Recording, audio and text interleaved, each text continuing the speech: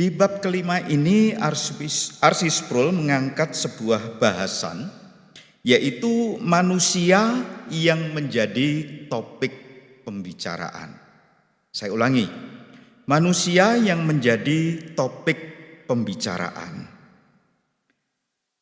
Dimulai dengan sebuah pemikiran bahwa kekristenan itu merupakan bagian dari teisme, atau sebuah keyakinan kepercayaan yang percaya adanya Tuhan. Tetapi nampaknya ada sebuah perbedaan yang sangat menyolok, karena pemahaman teisme di dalam kekristenan itu berdasarkan Tritunggal atau Trinitarian. Sehingga mungkin itu sangat berbeda dengan konsep-konsep yang dimiliki dalam teisme yang lainnya. Dan di dalam Trinitarian tersebut ada satu oknum yang kita sebut sebagai Yesus Kristus.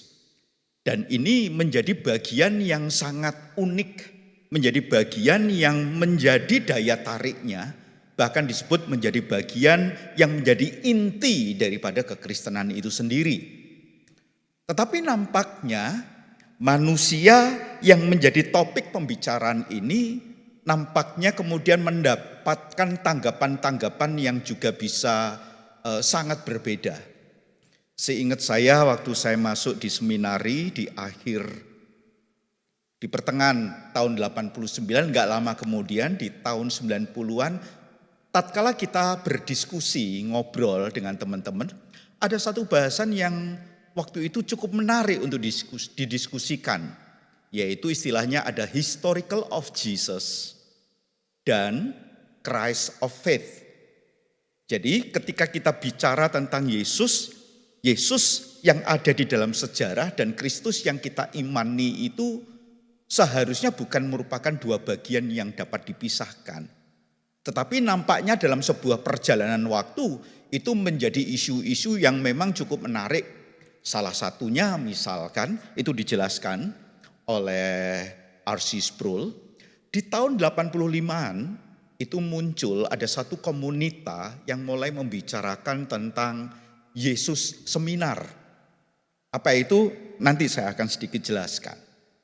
Bapak Ibu, ketika kita bicara manusia yang menjadi topik pembicaraan yaitu Yesus Kristus, maka mungkin kita bisa mulai berangkat dari Matius 16 ayatnya mulai dari ayatnya yang ke-13 sampai dengan 15. Saya akan bacakan bagi Bapak Ibu. Setelah Yesus tiba di daerah Kaisarea Filipi, ia bertanya kepada murid-muridnya, "Kata orang, siapakah anak manusia itu?" Jawab mereka, "Ada yang mengatakan Yohanes Pembaptis, ada juga yang mengatakan Elia, dan ada pula yang mengatakan Yeremia atau salah satu dari para nabi." Lalu Yesus bertanya kepada mereka, "Tetapi apa katamu, siapakah aku ini?" Pertanyaan Yesus, "Menurut kalian aku ini siapa?" Bapak Ibu, di dalam bagian awal Sproul langsung seolah-olah mengajak kita untuk melihat dua sisi dari sebutan Yesus Kristus. Ketika bicara tentang Yesus, maka ada beberapa hal yang saya sudah garis bawahi.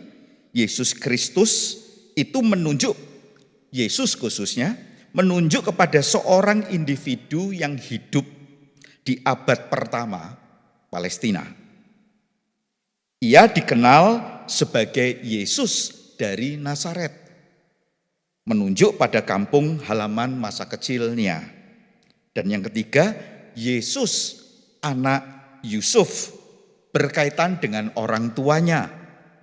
Bahkan dia adalah putra sulung dari Yusuf dan Maria. Itu Yesus. Lalu ketika kita bicara Kristus, maka Kristus merupakan sebutan yang dipenuhi oleh sebuah signifikansi secara teologis. Kata ini berasal dari bahasa Yunani yaitu Christos yang berarti yang diurapi. Dan kalau kita membandingkan dengan bahasa Ibrani maka itu menggunakan kata Mesias. Nah, Yesus adalah Yesus Sang Mesias. Nah, Bapak Ibu, ketika kita membicarakan Yesus Kristus, maka ada pendekatan-pendekatan berdasarkan sejarah. Itu yang coba dicari tahu lebih banyak oleh para sarjana dengan sebuah dalih ingin memahami Yesus itu secara objektif. Karena dianggap kalau melihat di dalam pemahaman iman Kristen, melihat Yesus dianggap bahwa itu tidak menemukan hal-hal yang sifatnya objektif tetapi lebih banyak bersifat subjektif. Sehingga nanti kita bisa melihat dalam perkembangan ada upaya-upaya yang dilakukan oleh para sarjana yang mereka mencoba untuk mencari tahu Yesus di dalam sejarah. Di dalam bagian berikutnya dikatakan demikian. Dokumen-dokumen perjanjian baru tidak memberikan kita suatu biografi yang tidak bias. Berarti kalau kita melihat dokumen perjanjian baru, maka biografi yang kita temukan adalah bias. Karena tidak ada yang tidak bias, berarti bias. Tidak memberikan kepada kita sebuah pendekatan secara objektif seperti yang diharapkan oleh para sarjana tadi. Mengapa? Karena Yesus lebih banyak diletakkan di dalam khasanah kehidupan religi, dalam kehidupan keyakinan yang dipercayai dan lain sebagainya. Lalu mungkin kita bisa melihat di dalam catatan perjanjian baru tersebut, mari kita membuka Yohanes 20 ayat 31. Yohanes 20 ayat 31. Tetapi semua yang tercantum di sini telah dicatat, supaya kamu percaya bahwa Yesuslah Mesias, Anak Allah.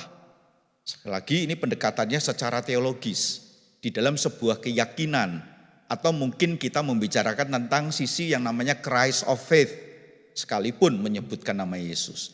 Dan supaya kamu oleh imanmu memperoleh hidup dalam namanya. Bapak Ibu, itu yang paling tidak kita temukan di dalam catatan perjanjian baru.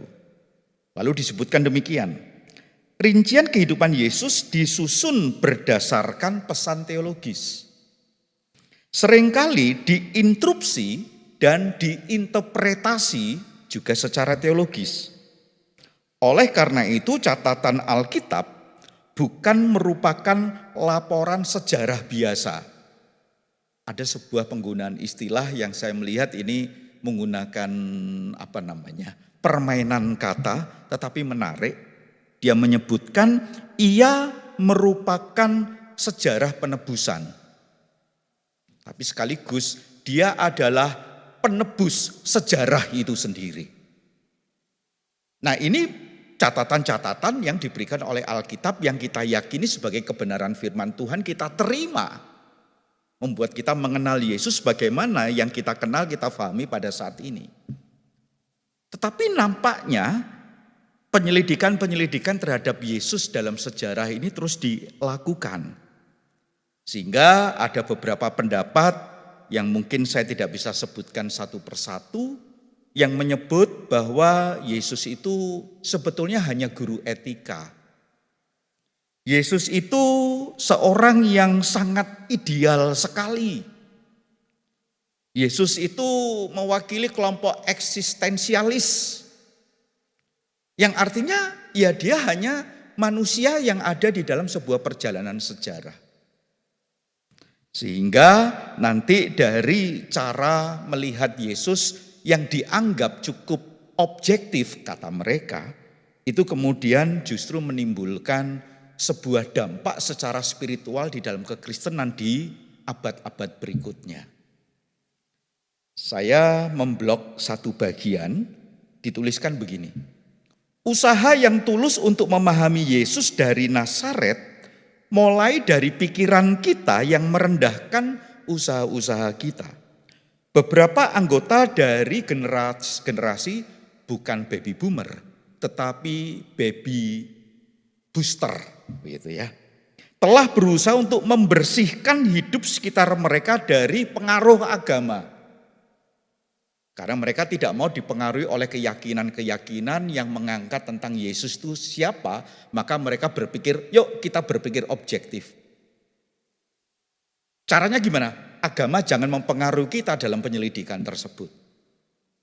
Ia telah berusaha untuk membersihkan hidup sekitar mereka dari agama. Sekarang, sebagian dari anak-anak mereka telah dewasa dan tidak memiliki pemahaman yang benar tentang Yesus. Prasangka orang tua mereka sudah memberikan pengaruh itu di dalam satu masa yang mereka harus evaluasi sebaik mungkin.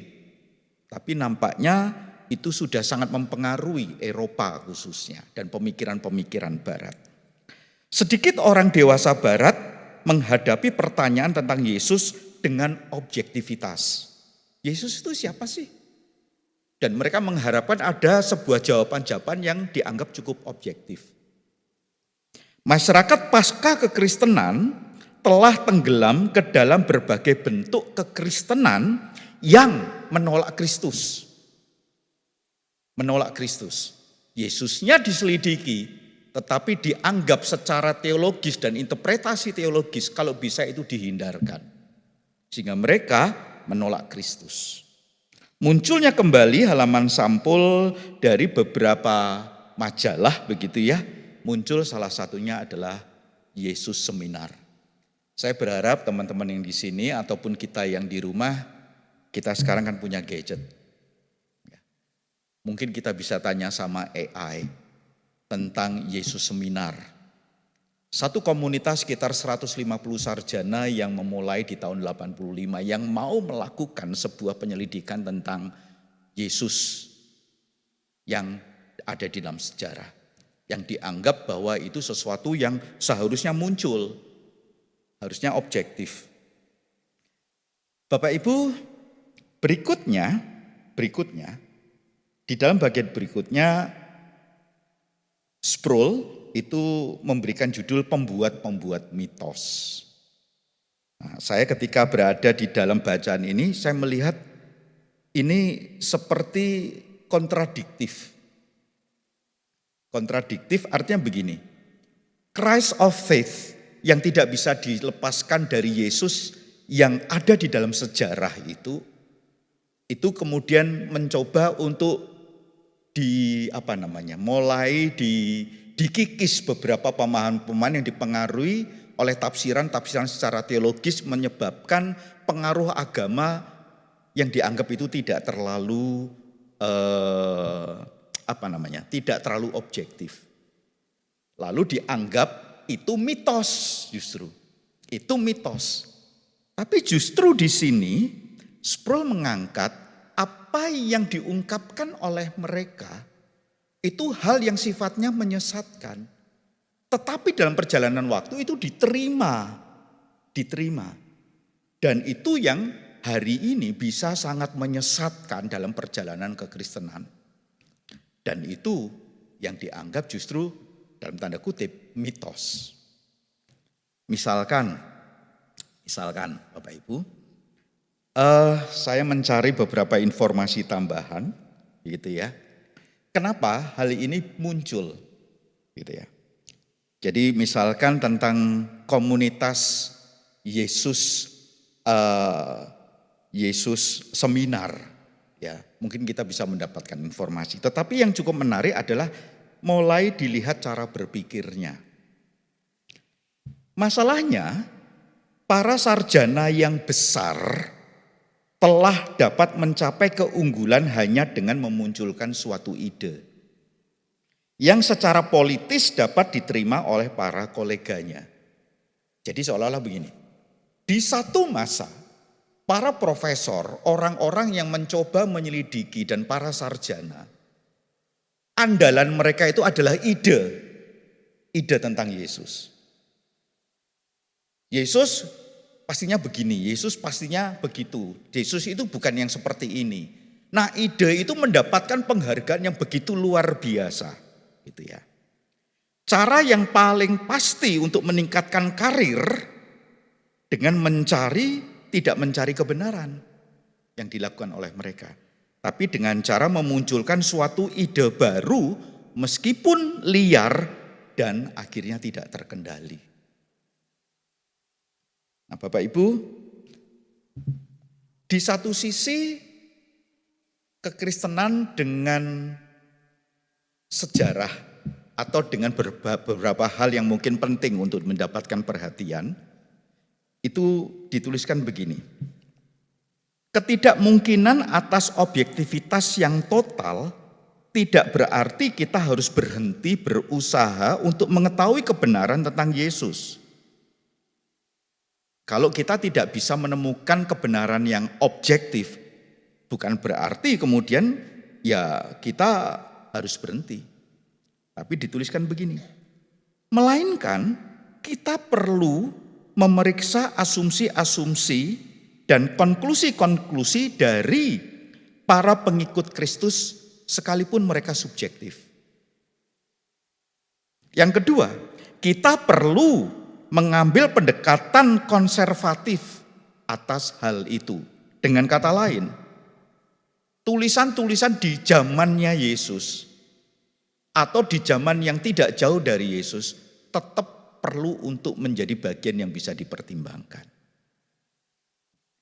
Nah, Bapak Ibu, ketika kita mencoba untuk menjalani iman kita, di satu sisi pengaruh pemikiran-pemikiran seperti itu sebetulnya ada. Apakah memberikan pengaruh, ini satu refleksi saja buat saya, apakah masih menjadi pengaruh di dalam kehidupan kekristenan kita pada saat ini? Kekristenan yang berada di sekitar kita adalah kekristenan yang dalam pendekatan sebagai sebuah agama. Tetapi manusia pokok yang menjadi senternya dalam hal ini Yesus Kristus, sebetulnya di satu sisi mereka tidak diyakini, diimani sebagaimana yang seharusnya. Yang lain disebutkan tentang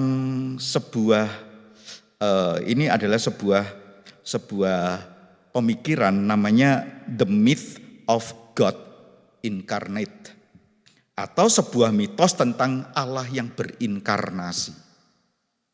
Jadi dianggap kalau Yesus itu adalah Allah yang menjadi manusia, ini sebetulnya bukan sebuah realita, sebuah peristiwa sejarah yang perlu diyakini, diimani sebagai sebuah kebenaran.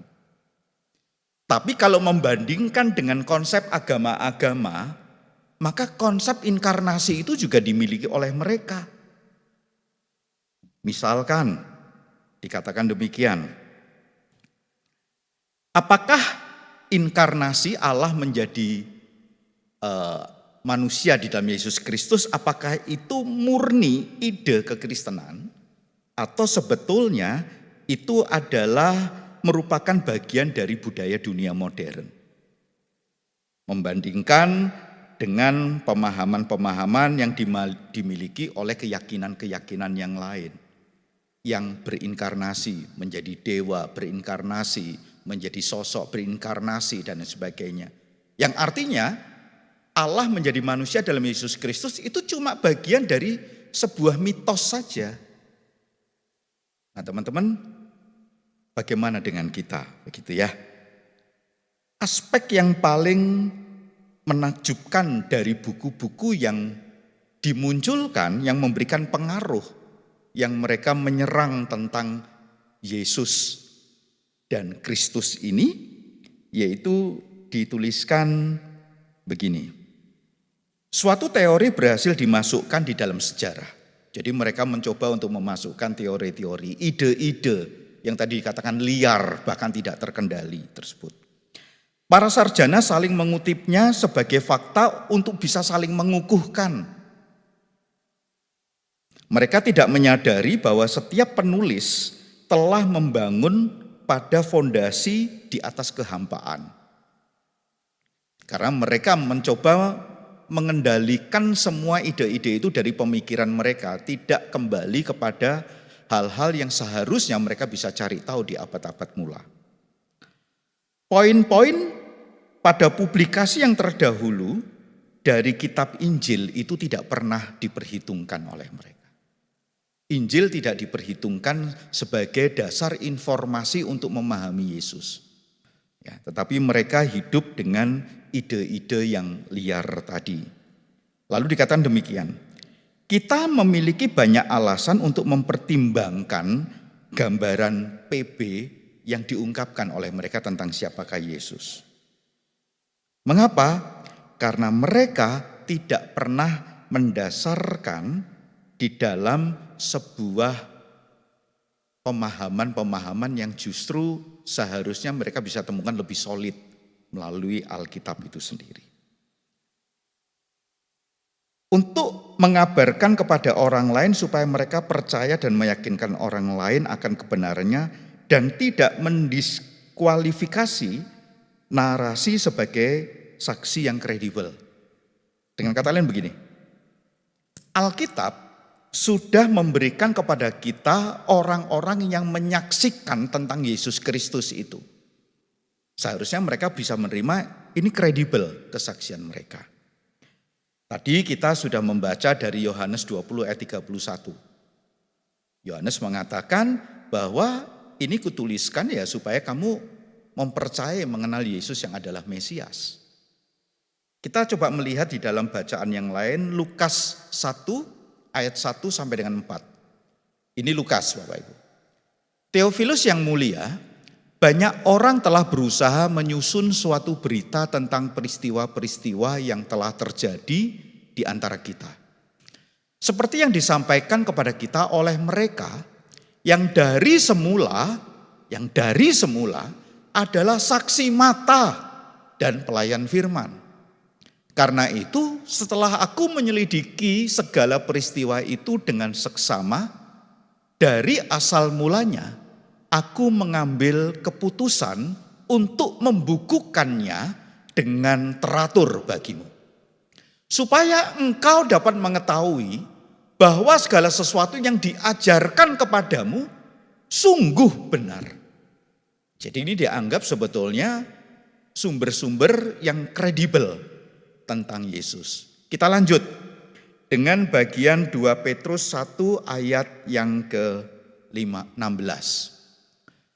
Sebab kami tidak mengikuti dongeng-dongeng isapan jempol manusia.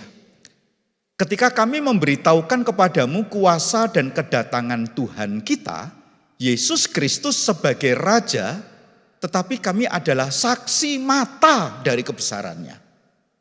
Ini sekali lagi adalah bukti yang kredibel tentang siapakah Yesus Kristus yang dianggap oleh sarjana-sarjana tadi ini merupakan sebuah pendekatan interpretasi teologis yang buat mereka itu mitos. Satu lagi Bapak Ibu, kita akan membaca dari Kisah 26 ayat 25 dan 26. Ini ketika Paulus menjelaskan di hadapan Agripa, ya Festus. Tetapi Paulus menjawab, aku tidak gila. Festus yang mulia, aku mengatakan kebenaran dengan pikiran yang sehat. Raja juga tahu tentang segala perkara ini. Sebab itu aku berani berbicara terus terang kepadanya. Aku yakin bahwa tidak ada sesuatu pun dari semuanya ini yang belum didengarnya. Karena perkara ini tidak terjadi di tempat yang terpencil. Sebuah upaya untuk meyakinkan, mengkonfirmasi berdasarkan apa yang sesungguhnya diterima oleh khalayak. Satu lagi Bapak Ibu. Kita akan melihat dari 1 Yohanes 1 ayat 1 sampai dengan 3. Apa yang telah ada sejak semula, yang telah kami dengar, yang telah kami lihat dengan mata kami, yang telah kami saksikan, dan yang telah kami raba dengan tangan kami, tentang firman hidup, itulah yang kami tuliskan kepada kamu. Hidup itu telah dinyatakan dan kami telah melihatnya dan sekarang kami bersaksi dan memberitakan kepada kamu tentang hidup kekal yang ada bersama-sama dengan Bapa dan yang telah dinyatakan kepada kami. Ayat ketiga, apa yang telah kami lihat dan yang telah kami dengar itu, kami beritakan kepada kamu juga, supaya kamu pun beroleh persekutuan dengan kami. Dan persekutuan kami adalah persekutuan dengan Bapa dan dengan anaknya Yesus Kristus. Bapak Ibu, itu yang dianggap salah satu atau sekian banyak dari sumber-sumber yang kredibel, yang seharusnya itu menjadi satu pertimbangan untuk memikirkan tentang siapakah Yesus dan Kristus.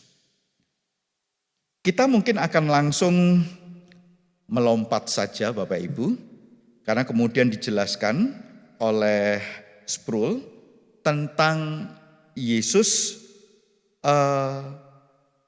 ada sebuah penantian secara mesianik begitu ya tentang Yesus ini, yaitu dia adalah keturunan Raja Daud, dia adalah anak manusia, dan dia adalah hamba yang menderita.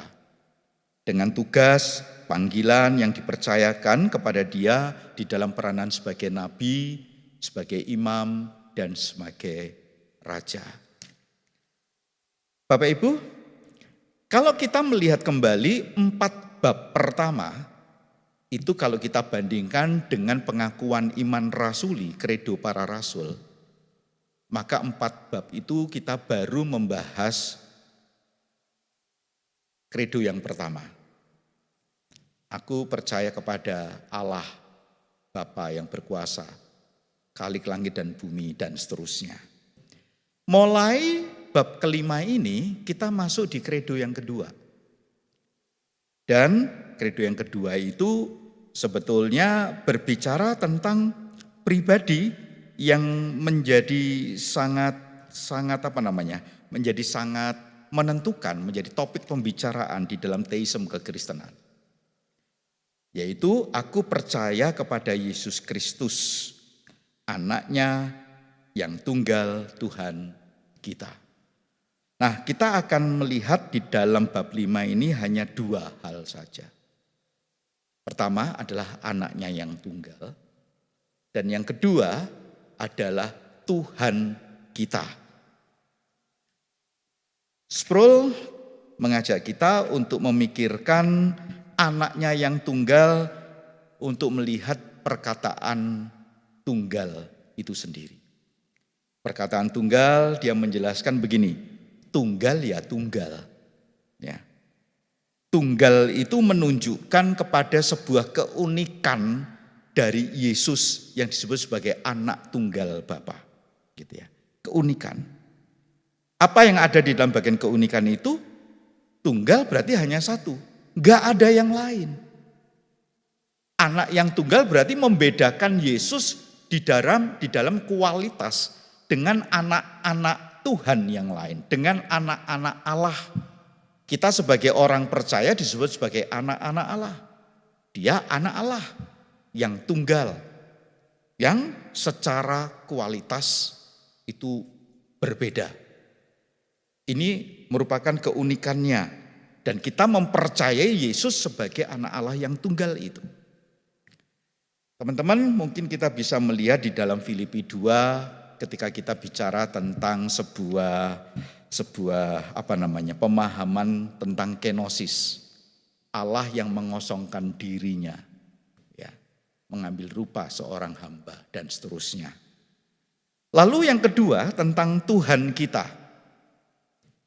Bapak Ibu, ini yang menjadi alasan-alasan yang dimunculkan oleh keyakinan-keyakinan yang lain. Yang menuding dan menuduh bahwa kekristenan itu menyembah kepada manusia. Karena mereka lebih melihat Yesus sebagai bagian dari sejarah yang adalah manusia. Dan kita percaya Yesus adalah manusia. Tapi dia juga adalah Allah. Yang bagian ini mereka nggak bisa terima.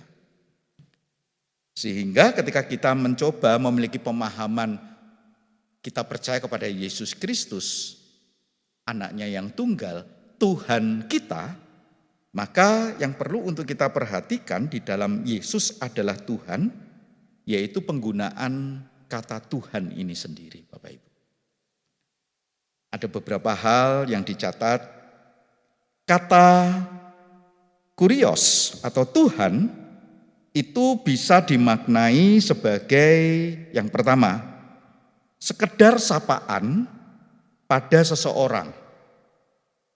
Kalau saya menyebut Tuan Gunarto, berarti ya merupakan sapaan saya. Ya, bahwa penginjil Gunarto ini saya sebut sebagai Tuan Gunarto. Atau bahkan mungkin dalam pengertian tertentu, Tuan itu berarti dia memiliki hamba, dia memiliki dulos, dia memiliki orang-orang yang kemudian bekerja kepada sang Tuan ini. Yang kedua, kata Tuan itu juga bisa memiliki pengertian adalah seseorang yang memiliki kuasa, memiliki otoritas. Karena dia Tuan, dia punya bawahan, dia punya otoritas. Yang ketiga, kata Tuan ini juga bisa berarti sebuah sebutan sopan santun. Sopan santun. Bapak Ibu, kalau kita menerima undangan itu bisa dituliskan Bapak dan Ibu. Fatieli Daily misalkan. Tapi ada tulisan Tuan dan Nyonya Fatieli Daily. Atau ada sebutan lagi Mr. and Mrs. yang kalau itu menggunakan bahasa Inggris. Jadi ini merupakan sebuah penggunaan dalam pengertian ini sopannya begitu. Bagusnya begitu. Nah, ketika kita mencoba untuk melihat kata Tuan ini, apakah Yesus sebetulnya ya cuma manusia? Bukan Tuhan seperti yang kita pahami, yang kita sembah seperti sekarang ini. Itu pemikiran mereka. Nah, yang menarik adalah begini Bapak Ibu. Kita melihat kata Tuhan, bahwa dia itu adalah Tuhan kita, gitu ya. Itu kita melihat keterkaitan antara PL dan PB. Penjelasan ini bagi saya penting untuk diketahui oleh orang Kristen. Disebutkan begini. Terjemahan PB dan PL dalam hal ini Septuaginta, yaitu yang dituliskan dalam bahasa Yunani, menggunakan istilah Kyrios untuk menerjemahkan Adonai, Bapak Ibu. Menerjemahkan Adonai, yang merupakan sebutan untuk Allah sendiri. Adonai itu ya Allah sebetulnya. Kata Ibrani Yahweh atau YHWH yang merupakan nama yang dianggap tidak pernah bisa memadahi untuk mewakili tentang Allah itu sendiri. Di masa itu orang takut untuk menggunakannya. Bahkan pada waktu ibadah mungkin lebih menyebutnya sebagai Adonai. Pada waktu seorang pembaca di muka umum harus menyebut kata Yahweh dalam liturgi, maka ia menggunakan kata Adonai. Dan Adonai di dalam Septuaginta dan juga dalam perjanjian baru menggunakan kata yang sama, yaitu Kyrios. Adonai merupakan sebutan yang mengindikasikan tentang Allah yang berotoritas. Lebih lanjut, kata Yahweh dan Adonai kemudian diterjemahkan dalam bahasa Inggris itu dengan sebutan terkadang dengan kata Lord, L-O-R-D, Lord. Supaya jelas bahwa Ibrani yang mana yang dimaksudkan. Bapak Ibu, silahkan kita membuka Alkitab kita. Di Alkitab kita mungkin akan menemukan Tuhan yang semua capital, T-U-H-A-N, semua capital. Itu terjemahan dari YHWH. Tetapi ada perkataan yang lain yaitu Lord, yang itu tidak capital, hanya bagian yang depan saja capital, itu menerjemahkan Adonai.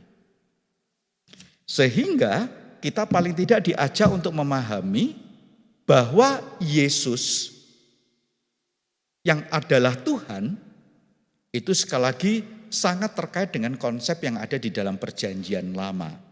Dia bukan Tuhan karena dia adalah patut dihormati, dipanggil dengan sopan. Dia Tuhan ya memang karena dia Tuhan. Bapak Ibu, buku ini menuliskan begini. Basic Christian belief you need to know. Ini adalah dasar-dasar iman percaya yang kita itu harus tahu. Dan dia kemudian merujuk kepada pengakuan iman rasuli. Dengan kata lain, ketika kita mengucapkan dan kepada Yesus Kristus, anaknya yang tunggal Tuhan kita. Sebetulnya, apakah kita percaya bahwa dia adalah Allah itu sendiri? Anaknya yang tunggal, dia adalah Tuhan sesembahan kita. Sebelum lebih jauh, kita akan pujikan lagu yang kedua. Lagu kedua, Dia Sanggup.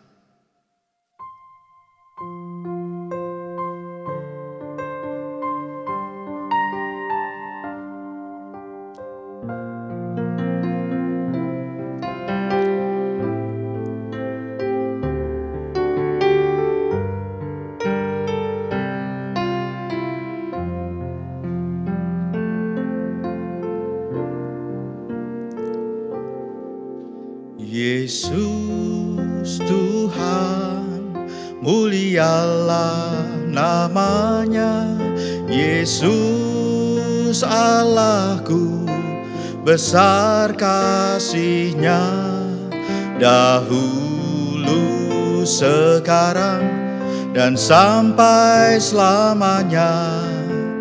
Kasih-Nya tak pernah berubah. Yesus Tuhan, mulialah namanya. Yesus Allahku, besar kuasa-Nya. Dahulu, sekarang, dan sampai selamanya. Kuasa-Nya tak pernah berubah. Dia sanggup, Yesus sanggup melakukan perkara yang besar. Dia sanggup, Yesus sanggup memulihkan yang terluka, menyembuhkan yang menderita. Dia sanggup memulihkan hidupmu. Di awal pujian ini mengatakan Yesus Tuhan, dialah Allah. Sekalipun mungkin di bagian refnya, dia sanggup memulihkan. Dia sanggup melakukan perkara-perkara yang besar. Sehingga kita boleh membangun sebuah koneksi. Yesus adalah pribadi yang kita sembah karena memang dia adalah Tuhan dan Allah. Dia sangat berkuasa. Karena dia adalah Allah itu sendiri. Tetapi sesungguhnya itu menjadi porsi utama yang mendapatkan prioritas. Pada sebuah perkara apakah dia akan menjawab segala pergumulan kita atau tidak. Bapak, Ibu, dan Saudara yang terkasih, apa yang diungkapkan oleh Sproul untuk menjelaskan dia adalah anaknya yang tunggal dan Tuhan kita. Seharusnya kita menaruh percaya yang sungguh-sungguh. Karena di dalam bagian bacaan ini kita menemukan ada kalimat-kalimat yang itu sesungguhnya juga bisa menjadi sangat miris kalau kita menemukan ada sebuah kekristenan tetapi kemudian meniadakan satu pribadi yaitu Yesus Kristus. Atau bahkan kemudian pribadi yang memegang sentralitas di dalam kekristenan ini sebetulnya adalah pribadi yang kita imani kalau hanya memberikan sebuah jawaban terhadap segala pergumulan kita. Tapi keyakinan yang sungguh-sungguh tentang pribadi ini, apakah itu menjadi bagian yang sesungguhnya setiap kita sudah percaya kepada dia. Bapak Ibu, itu yang mungkin perlu untuk kita refleksikan di dalam kehidupan kita. Khususnya di dalam bagian bab kelima. Dan untuk pertemuan berikutnya kita akan membahas masih di dalam pribadi yang kedua ini, yaitu aku percaya kepada Yesus Kristus yang dikandung dari Roh Kudus, lahir dari anak darah Maria. Nanti di dalam babnya yang ke-6.